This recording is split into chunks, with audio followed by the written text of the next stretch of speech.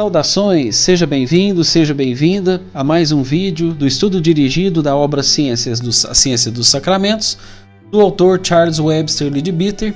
E aqui nós vamos ter uma abordagem didática sobre os fundamentos e princípios desse rito cristão. Lembrando a você que esse é um estudo dirigido, eu como seminarista da Igreja Católica Liberal da província do Brasil. Eu estou realizando esse estudo, essa formação, e então esses vídeos não são palestras, seminário ou outra proposta, são estudos dirigidos. Eu achei interessante compartilhar como forma de reforçar o meu aprendizado com aquelas pessoas, aqueles buscadores, aquelas pessoas que têm interesse nesse tipo de conteúdo, certo? E aí, se você tiver alguma dúvida, alguma sugestão, fique à vontade para entrar em contato comigo no meu site pelos canais de contato que eu tenho lá no meu site, ok? Então vamos lá, a proposta nossa é essa, esse é o 13º vídeo, nós estamos no capítulo 2 desse estudo dirigido, no qual nós estamos detalhando aqui, o autor detalha a Santa Eucaristia. Bom, nós adotamos um caminho didático, foi dividido aí a Santa Eucaristia em 5 grupos. Nesses 5 grupos nós estamos no primeiro grupo, que torna nos ritos iniciais, e essa é a 10ª etapa, o Kyrie. Então, 10ª etapa de um total de 12. Então, nós estamos chegando perto da conclusão das 12 etapas dos ritos iniciais do primeiro grupo de atividades da Santa Eucaristia, ok? Então, é uma obra extensa, é uma obra muito detalhada, e nós também didaticamente nós estamos seguindo essa organização para poder facilitar os estudos e organização do aprendizado, ok? Essa modalidade de estudo dirigido, eu procuro trazer alguns destaques de textos que eu acho relevante para poder apresentar o texto aqui, discutir e apresentar a minha opinião e as minhas contribuições sobre esses destaques extraídos da obra, ok? Vamos pegar esse fragmento do texto inicial, que o autor nos diz que essas são as únicas palavras que permanecem em sua língua original, em nossa liturgia. Aqui ele está falando da liturgia da Igreja Católica Liberal. A frase Kyrie eleison é usualmente traduzida como Senhor, tende piedade de nós. Bom, aí então o texto nos remete ao diagrama 5. No diagrama 5 ele vai explicar o seguinte: os vários tipos de formas construídas no Kyrie, mostradas, está mostrando essa figura aqui na lateral esquerda, está mostrando os vários tipos de forma que são elaboradas a partir dessa atividade do canto do Kyrie. Usualmente, quando é dito Kyrie, ou mesmo quando ele é cantado por congregações pequenas, as protuberâncias emitidas para cima, a partir do nível do teto da forma eucarística, são como taças invertidas. Uma dessas taças é mostrada na parte inferior do diagrama. Quando a congregação é grande e entende algo do que está tendo lugar, invisivelmente quando se celebra a Eucaristia, as taças são maiores e podem ser encimadas, seja por uma cúpula ou seja por um pináculo pontiagudo. Vamos lá então, né? Então o autor está dizendo aqui o seguinte: então, primeira coisa, vamos lembrar que o autor está paralelamente, o tempo todo nós estamos falando de uma atividade visível no campo físico. E paralelamente essa atividade visível ela é dedicada à construção do edifício eucarístico, no qual acontece no plano astral a conexão com o plano superior. Então aqui, e o autor está procurando dar detalhes de como a forma pensamento do edifício eucarístico nessa etapa do Kyrie ela é construída. Então ele está detalhando aqui os diversos elementos e caracterizando essas formas a partir da vibração do Kyrie, da força energética e vibracional dessa frase, certo? Dessas palavras. Lembrando que lá atrás a gente está falando de palavras de poder, e poder aqui nós estamos falando de poder no campo da geração de formas pensamento, que é o que o autor está procurando apresentar aqui. Seguindo aqui, o texto destaca que os perfis desses estágios são mostrados no diagrama, esse na lateral esquerda aqui, ó. Nas raras ocasiões em que a congregação coopera plenamente com o celebrante, podem ser formados esplêndidos pináculos brilhantes ou minaretes adornados, antecipando assim os minaretes projetados com a chegada dos anjos no prefácio e com a sua efusão de louvor nos sanctos, isso no que se refere às taças dos cantos. Então, ele está explicando aqui que na formação do edifício eucarístico, nas formas, minaretes, ele usa esses nomes aqui para nomear essas formas que vão fazer parte da construção do edifício eucarístico. Mais adiante nós vamos ver mais bem detalhadinho, certo? E aí, como em cada etapa, a partir da vibração, lembrando sempre que vibração, nós estamos falando de pensamentos, sentimentos, emoções, palavras, que vão fazer o quê? Gerar energia no plano astral para a construção desse edifício. Porque é através desse edifício no plano astral que nós vamos fazer, que a Santa Eucaristia ela é realizada. Ou seja, é uma convergência de uma ação no plano físico, corroborada no plano astral, através da construção desse edifício. E aí ele vai trazer também o seguinte, esse texto aqui ele vai falar o seguinte: uma versão bem mais apropriada do Kyrie eleison seria: Senhor, dá a ti mesmo para nós, ou Senhor, derrama a ti mesmo. Bom, o que ele quer dizer aqui? O autor, na obra, ele relata o seguinte, na Gnose Cristã também, ele vai abordar um pouco sobre isso, no outro livro do autor. O objetivo dele, com o fundador, o bispo fundador da Igreja Católica Liberal, James Ingal Edgwood, no começo do trabalho, eles desenvolveram uma liturgia em conjunto buscando o quê? Como ele é um místico, como ele é uma pessoa de clarividência e que ele viu o processo no plano astral, como acontece, ele entendeu, e ele traz isso nessa obra, ele registra isso nessas duas obras, que o rito da Igreja Católica Romana ele foi desviado nesse sentido. Ele foi na construção de um rito observando as formas pensamento, a conexão realmente com a consciência crística. Eles procuraram o quê? Construir uma liturgia que observasse através das palavras, sentimentos, das emoções, das palavras, uma ritualística, uma liturgia que construísse formas, pensamentos através das músicas, através de todo o processo, que construísse formas, pensamentos belas, formas, pensamentos elevadas. Então, o que ele está dizendo aqui é que essa ideia de sacrifício que a Igreja Católica Romana traz de martírio, de sofrimento, de dor e de angústia, na obra ele deixa isso bem registrado, que isso gera formas, pensamentos de cores distorcidas, ambiente lúgubre, a coisa não fica legal, a coisa não fica satisfatória.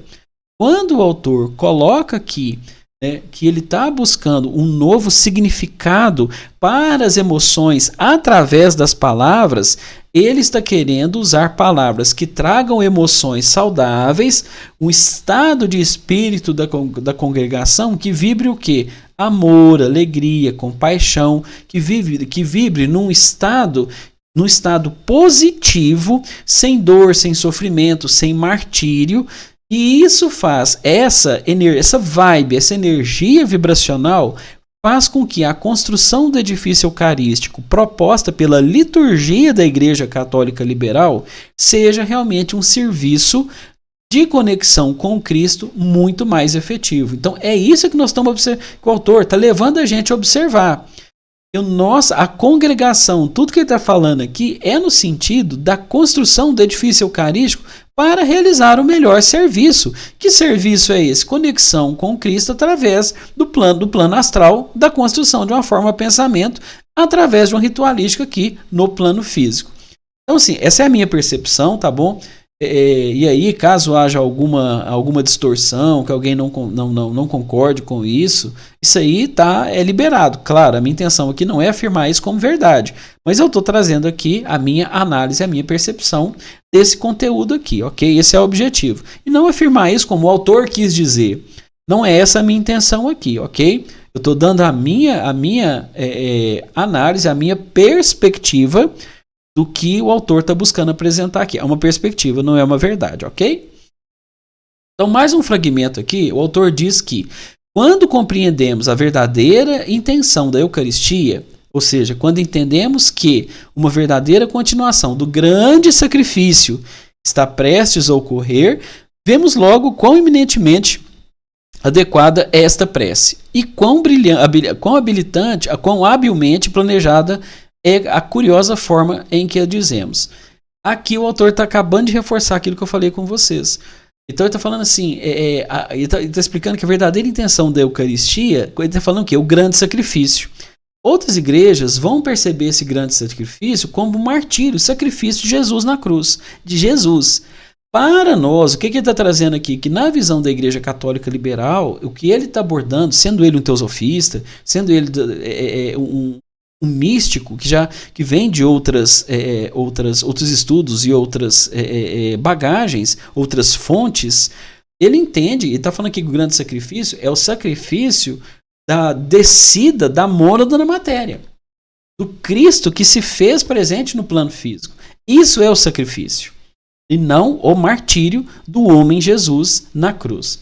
E então o autor ele procura deixar isso muito claro, muito evidente na sua obra e construindo através desse raciocínio aqui, explicando didaticamente os fundamentos da Eucaristia e como a liturgia ela contribui para a consolidação dessa atividade. Vamos dar mais um passinho aqui então, progredindo? Pois essa invocação nônupla corresponde à nônupla oferenda do espírito, alma e corpus da insensação, aquela abertura do homem nos 3 níveis, e a resposta que vem para esse apelo enche os vasos abertos.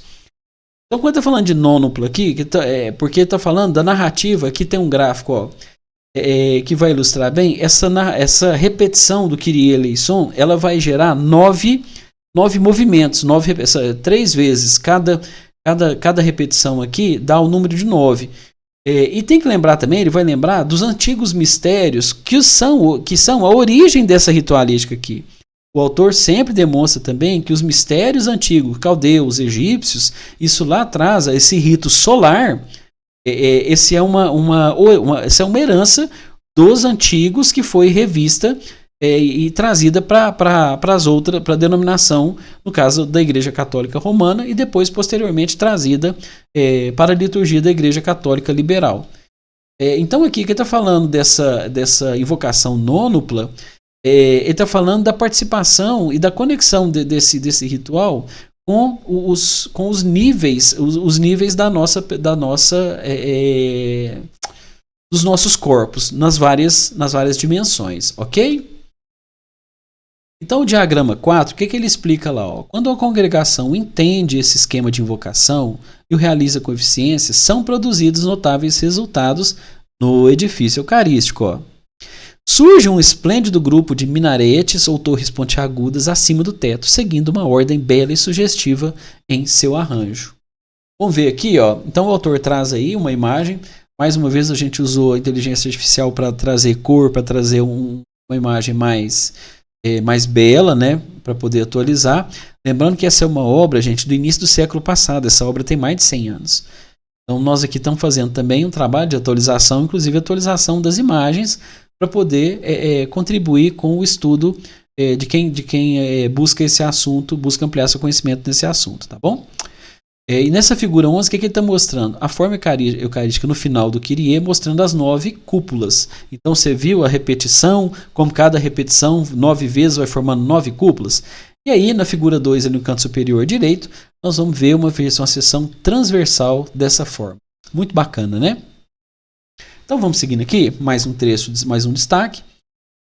O autor diz então que somente uma congregação com muita prática pode erguer essa floresta de torres.